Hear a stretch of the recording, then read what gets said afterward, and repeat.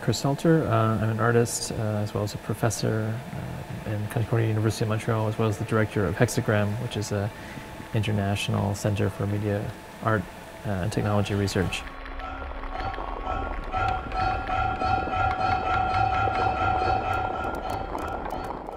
The project you're looking at is called n-Polytope, which is we call it kind of reimagining of composer Iannis Xenakis' installation performance works from the 1960s, 1970s, 1980s, which he termed Polytopes, meaning it's a neologism, a Greek word, two Greek words, poly and topos, poly meaning many and topos meaning space, so the idea of the many spaces.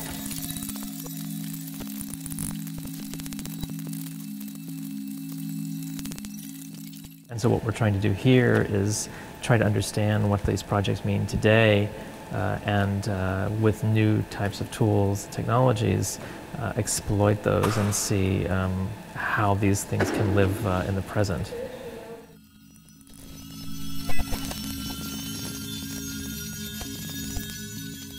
And it was the idea of combining three passions of Xenakis, which was light, sound, and space.